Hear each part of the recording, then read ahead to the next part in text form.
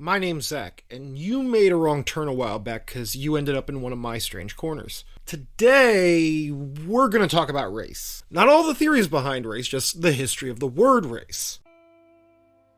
Historically, it has been an extremely important and commonly used word, at least in the last, 500 years. By 1850, Scottish anatomist Robert Knox declared, quote, "Race and hereditary descent is everything. It stamps the man." But, like all words, the history of the word race is complicated. You see, the contemporary definition of the word race just didn't pop up out of nowhere. It's changed quite a bit. When we talk about racism, prejudice against people of different races, we can't help but notice a striking similarity between prejudices against different ethnicities and different nationalities. While distinct words that describe distinct concepts, these three words, race, ethnicity, nationality, seem to derive from each other or even share a common source. And these three concepts seem to leak into each other, blurring the distinctions between them. We see this if we look at the current dictionary definition of race. Wait, who still owns a dictionary? Okay, if we look up the definition of race on dictionary.com, we find the following. A group of persons related by common descent or heredity. We see the archaic definition, any of the traditional divisions of humankind, the commonest being the Caucasian, Mongoloid, and Negro, characterized by supposedly distinctive and universal physical characteristics. This is the biological conception of race that was all the rage in the 19th and early 20th centuries, contributing to quote-unquote sciences like eugenics. An arbitrary classification of modern humans, sometimes, especially formally, based on any and or a combination of various physical characteristics as skin color, facial form, eye shape, and now frequently based on such genetic markers as blood groups. A socially constructed category of identification based on physical characteristics, ancestry, historical affiliation, and shared culture. A human population partially isolated reproductively from other populations whose members share a greater degree of physical and genetic similarity with one another than with other humans. A group of tribes or peoples forming an ethnic lineage. Any people united by common history, language, or cultural traits, etc. One thing we find with the word race today is a distinction between groups of people regarding skin color, physiognomic traits, hair texture, and other physiological characteristics. At the same time, we find other leaky concepts that muddy the waters here: heritage, descent, ancestry, culture, tribe. So how are all these terms related? In ancient Greece, Plato used the word genos to describe different kinds, including different kinds of people. Aristotle used the word ethnos, which is where we get the word ethnicity and ethnography, to describe people with inferior styles of government compared to the Greek polis, or city-state. In both cases, the distinction had less to do with physiological characteristics or common ancestry, but were based on things like virtues. Aristotle thought these virtues were influenced by a climate model, whereby peoples living in more extreme climates lacked certain virtues in contrast to the climate of the Greeks, which was just right. In general, ancient Greece viewed all non-Greeks as inferior, referring to them as barbarians, from the Greek word barbaros, or people who babbled and didn't speak Greek. In Latin, race is translated as gens, which refers to a common ancestry or stock. Gens is etymologically linked to genero, which means to beget or produce. However, as usual, the Romans copied the Greeks' homework and primarily discriminated against anyone who was not Roman. During the medieval period, the Islamic world came closest to a conception of race and racism. They often describes different peoples like the Black Africans, the Persians, the Turkish, and the Slavs, going into detail about both physiological and cultural temperament or constitution. The Arabs saw themselves as the superior people in relations to secondary peoples described above. Of course, the Arabs saw themselves as white, referring to northerners as having red skin. While at first, this Arab versus non-Arab dichotomy was the driving force behind ethnic discrimination, This became complicated after most of the inhabitants of the conquered territories had not only converted to Islam, but also interbred with Arabs, and anti-black racism certainly developed during this extensive period where Africans were in practice and on average at the bottom of the social hierarchy. However, this was heavily based on Aristotle's climate theory of peoples, and Islamic jurisprudence technically considered all peoples equal in the eyes of God. Throughout the medieval period in Europe, there were as many different types of peoples as there were kingdoms and cities. European Christendom was nowhere near as politically united as the multi-continental Islamic caliphates, and most European nations didn't interact much with non-European peoples, mostly because most European peoples were too busy hating each other. However, this was not the case in Iberia, as Muslims controlled parts of the Iberian Peninsula for centuries. Anywho, this narrow definition of what counted as the separate peoples continued into the Renaissance, though this definition was already becoming broader, generalizing more and more different ethnic and political peoples into a homogeneous group. By the 15th century, in Portugal, which had developed extensive trade with West African peoples, including in slaves. Throughout the classical and medieval periods, there were as many different types of peoples as there were kingdoms and cities.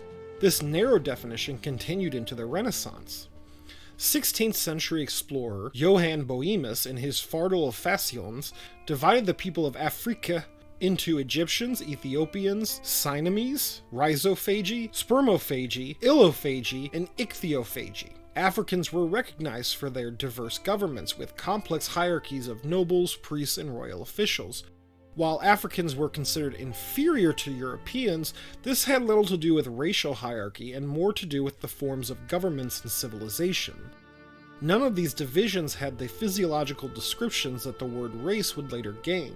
In fact, there was debate during this period whether all Africans were even black. In 1590, José de Acosta distinguished Native Americans primarily by forms of government, including monarchies, communalities governed by many, and barbarous hunter-gatherers. This recognition of diversity continued well into the 17th century. John Ogilby's work Africa, written in 1670, describes some nations like the Kabongos of West Africa and the Hottentots of Southern Africa. He said they were scarce a degree above beasts. On the other hand, the Kingdom of Guinea almost rivaled the splendor of Europe, and the Abyssinians were viewed as quick-spirited and lovers of learning and learned men.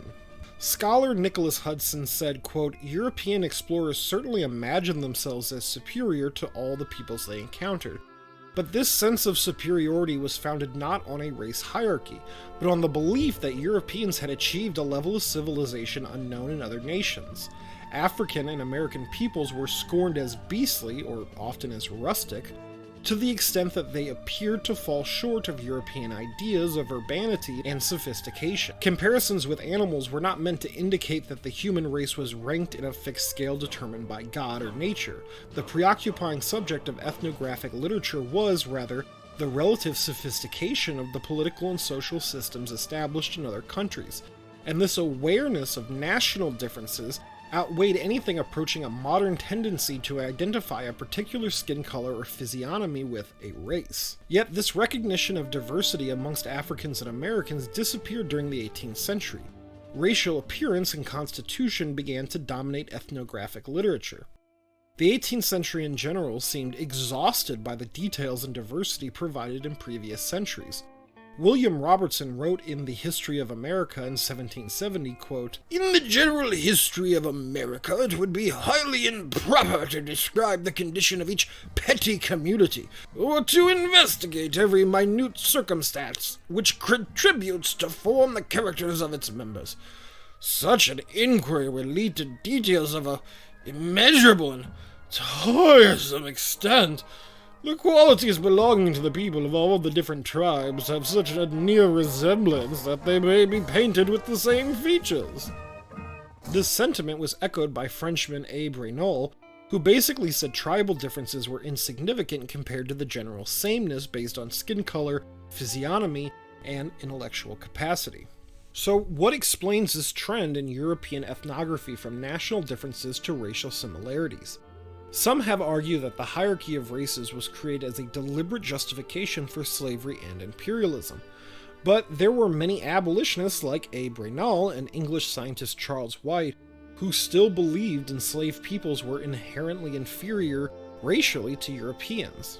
Nevertheless, even without a conscious design to contrive a convenient ideology of race, the general influence of imperialism and slavery deprived non-European peoples and their national identities, and made these differences less important to Europeans. Basically, the desire to expand the slave trade and expand empire building necessitated an ideology which justified it, and in turn, a racial ideology gave intellectual authority to slavery and colonial expansion. Native Americans presented a hindrance to European colonists not because they were inherently racially inferior, but because they stood in the way of westward expansion. Until the Enlightenment of the 18th century, humans were often excluded from naturalist classifications of plants and animals. Since humans were believed to be made in God's image, categorizing humans scientifically like beasts and plants was considered profane. Going back to Aristotle, reason was an essential difference between humans and other animals, which is why humans were called rational animals.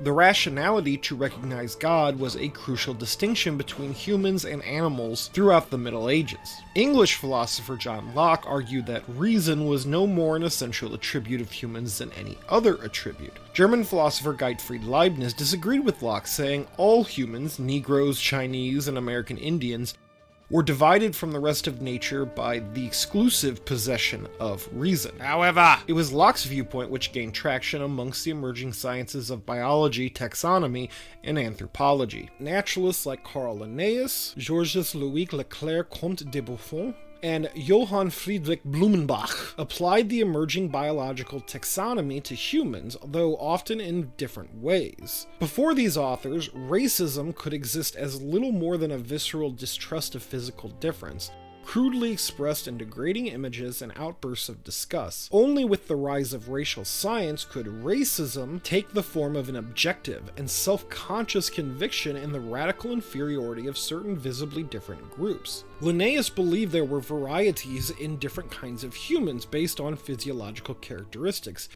even removing the famous Aristotelian distinction of humans as rational animals compared to all other beasts. Linnaeus saw 4 varieties of humans: Europaeus, Americanus, Asiaticus, and Africanus. Humans were as much a part of the natural order as other fauna and flora. Buffon criticized Linnaeus' taxonomy for a number of reasons. He found Linnaeus' varieties as too static and rigid to be useful at describing the natural world, including humans. For instance, Linnaeus believed rhinoceroses were a form of elephant and that snakes were a form of amphibians. And that's just really silly. Buffon was the first to use the word race systematically and scientifically to divide different humans. Species was a lineage of people who could produce offspring. Race became a subgroup of species. Race was a lineage too, but one which expressed the changing nature of human differences over time. Buffon argued that taxonomy should not focus on single traits, but instead should look at a whole ensemble of different traits. The racial ensemble for Buffon included skin color, stature, physiognomy, hair type, and intelligence. Below the group of races is where we find different nationalities. Both Buffon and the father of physical anthropology, Johann Friedrich Blumenbach, held this belief. Both they and Linnaeus still believed there was some validity to Aristotle's ancient theory of climate difference. At the same time, by the early 18th century, this term nation was already taking on a distinct definition from race. As early as 1694, the Dictionnaire de l'Académie Française defined a nation as all the inhabitants of the same state, of the same country, who live under the same laws and use the same language, etc. Philosopher David Hume took this definition as a way to refute Aristotle's theory of climate differences to understand national differences. Hume's conclusion was that national character was formed not by climate or any natural difference, but by moral causes. By this, he meant differences of government, economy, diplomacy, profession, and so forth, all those factors that we now call culture or social environment. For Hume, and also philosopher Voltaire, nation was not some biological subcategory of race, but a purely cultural phenomena. However, this reinforced the notion that race was a real, natural biological kind inherent in people. Race stood for a biological division, created by environment or originally established by God. Nation designated a heritage of social customs and beliefs. Both terms, we should add, had become increasingly estranged from their common, original sense of lineage. As the term race was now generally used, as in the work of Blumenbach, it specifically denoted visible differences of physiology rather than a common stock. We can look at the history of the word nation as well. Ancient Greeks referred to all non-Greeks as barbarians, or the Greek word barbaros. Aristotle used the term ethnos to refer to peoples with less civilized forms of government. In Rome, the Latin word natio was often used to describe the barbarians outside the empire. We only see a more specific and narrow definition of the word with the Enlightenment. Contrary to its ancient usage, nations describe the civilization of Europeans. As such, it could no longer be applied to civilizations that were considered inferior. By the 19th century, Africans and Americans did not have nations so much as tribes. These tribes were not ruled by kings, but by mere chiefs. Yet the division between race and nation would not last. By the mid-19th century, these words found themselves increasingly wedded. Race now meant more than just a lineage or even a variation of the human species induced by climate or custom. It meant an innate and fixed disparity in the physical and intellectual makeup of different peoples. Nation, in turn, was more than a group of people living under the same government. It was the very soul of personal identity, the very lifeblood churning through an individual speaking a particular dialect in one of Europe's innumerable regions. We see the rejoining of these terms most sharply when looking at the beliefs of Nazism.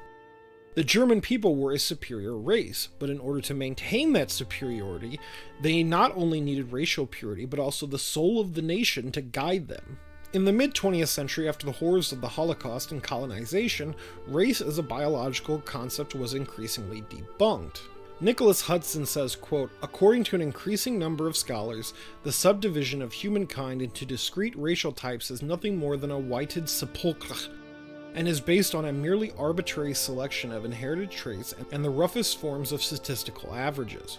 We could perhaps better speak of the racializing of peoples, the subjection of populations to scientifically invalid forms of classification based on an arbitrary selection of phenotypical and genetic differences. In considering the history of such racializing, we should at least see that it is by no means a permanent or unavoidable way of understanding humankind." And that's where the history of this word has brought us.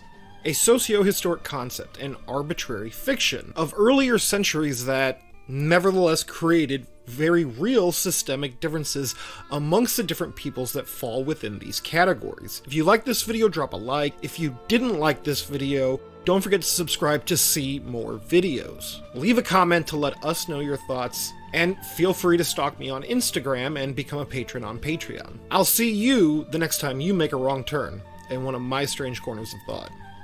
Bye.